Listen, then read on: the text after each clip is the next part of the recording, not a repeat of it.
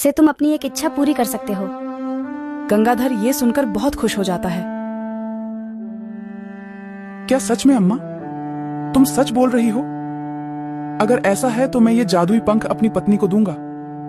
आज तक मैं अपनी पत्नी को कुछ भी नहीं दे पाया हूं।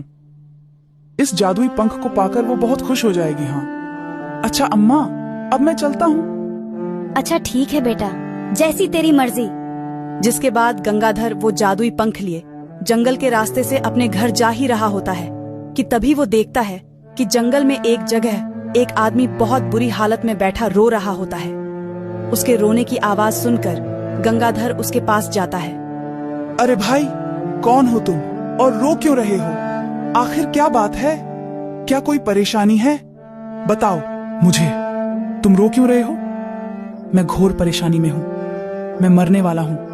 मुझे नहीं लगता कि अब मैं जिंदा बच सकूंगा भाई। उसकी ये बात सुनकर गंगाधर हैरान हो जाता है। ये तुम क्या कह रहे हो?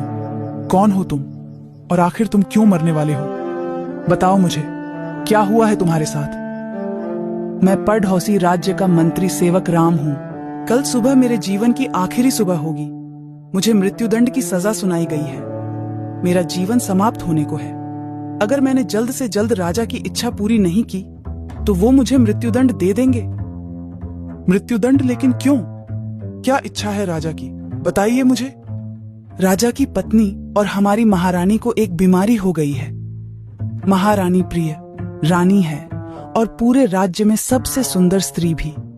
लेकिन कुछ दिनों से उन्हें एक ऐसी बीमारी ने घेर लिया है जिसकी वजह से उनके पूरे शरीर पर बहुत ही भद्दे और खराब दिखने वाले निशान हो गए हैं, जिसकी वजह से अब वो बहुत क्रूर नजर आती है। दरबार में कई वैद्यों को बुलाया गया, लेकिन किसी के भी पास रानी की इस बीमारी का इलाज नहीं मिला, जिसकी वजह से राजा ने मुझे आदेश दिया है कि अगर जल्द से जल्द मैंने उस वैद्य को नहीं ढूंढा जिसके पास रानी की इस बीमारी का इलाज हो तो वो मुझे मृत्युदंड दे देंगे। अरे रे, आप चुप हो जाइए। आपकी समस्या का इलाज है मेरे पास। तुम मुझे अपने राजा के महल ले चलो। क्या तुम सच बोल रहे हो? तो चलो मेरे साथ, मैं तुम्हें राजा के महल लेकर चलता हूं। लेकिन तुम्हें वैद्य के भेष में ही राजा के पास चलना होगा। अगर राजा को पता चला कि तुम कोई वैद्य नहीं बल्कि एक साधारण भिक्षु हो तो राजा को बिल्कुल भी उचित नहीं लगेगा। इसके बाद गंगाधर एक भिक्षु से वैद्य के वस्त्र धारण कर लेता है और मंत्री सेवक राम के साथ राजा के महल पहुंचता है, जहां राजा का दरबार लगा होता है। महाराज की जय हो। महाराज, मैं महारानी के उपचार के लिए वैद्य जी को ले आया हूं। महाराज, ये देखिए महाराज, ये बहुत ही प्रसिद्ध वैद्य जी हैं, जिन्हें मैं दूसरे राज्य में से अपने साथ लेकर आया हूं। महाराज। राजा ये सुनकर खुश हो जाता है। अरे वाह मंत्री, हम तुमसे यही सुनना चाहते थे। आपका स्वागत है वैद्य जी। अब जल्दी चलिए और हमारी प्रिय रानी की बीमारी को ठीक कर दीजिए। जो आज्ञा महाराज। इसके बाद सभी रानी के पास जाते हैं, जहां रानी विश्राम कर रही होती है और कुछ दसिया रानी के पास बैठी सेवा कर रही होती है। उठिए हमारी प्रिय रानी, देखिए आपकी बीमारी ठीक करने के लिए दूसरे राज्य से प्रसिद्ध वैद्य जी आए हैं। तभी रानी अपनी आंखें खोलती है। रानी के पूरे चेहरे और हाथ पर बहुत ही अजीब और खराब दिखने वाले भद्दे निशान होते हैं, जिसकी वजह से रानी बहुत डरावनी दिख रही होती है। नहीं नहीं महाराज, मैं किसी को अपना चेहरा नहीं दिखाऊंगी। देखिए तो कितनी कुरूप दिख रही हूँ मैं। नहीं नहीं, मैं नहीं दिखाऊंगी अपना चेहरा। रानी, तुम मेरी प्रिय रानी हो? यह तुम क्या बोल रही हो? देखो वैद्य जी आए हैं, यह अवश्य ही तुम्हारी बीमारी को ठीक कर देंगे। गंगाधर रानी के शरीर के सारे अजीब और भद्दे निशान देखता है और थोड़ा हैरान हो जाता है। इसके बाद गंगाधर बूढ़ी अम्मा का दिया हुआ जादुई पंख अपने हाथ में लेता है। तभी उसे याद आता है कि अम्मा ने कहा था इस जादुई पंख से कोई एक इच्छा पूरी की जा सकती है। हे जादुई पंख, मेरी इच्छा है कि तुम रानी के ये भद्दे निशान दिखने वाली बीमारी ठीक कर दो।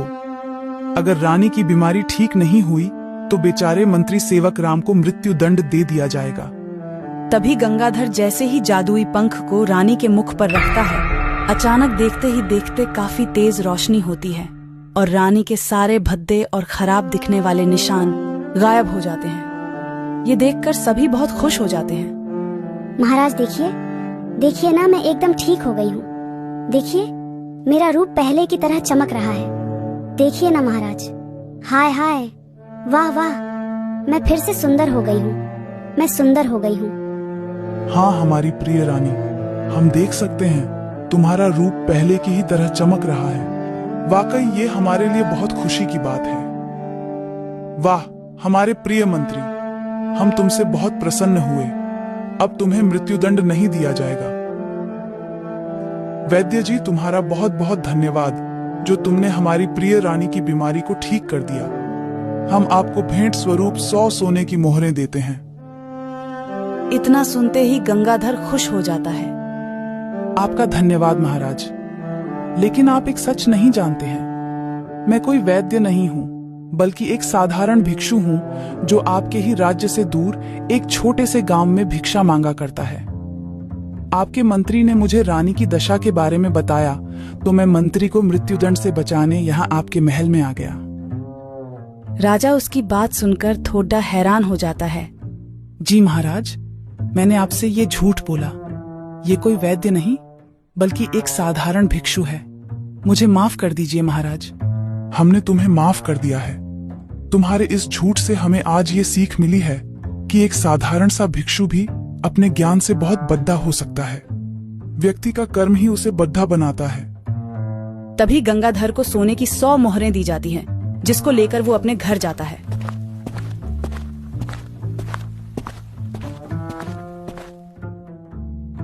अरे, कहाँ चले गए थे आप? मैंने आपको कहाँ नहीं ढूंढा, बताएं मुझे। तभी गंगाधर उसे सारी बात बताता है। अरे, क्या आप सच बोल रहे हैं? मुझे माफ कर दीजिए जी। मैंने आपको कितना कुछ भला बुरा कहा और आपने पलटकर मुझे कभी एक शब्द नहीं कहा। आप सच में बहुत नेक दिल और ज्ञानी इंसान हैं। मुझे माफ कर दीजिए।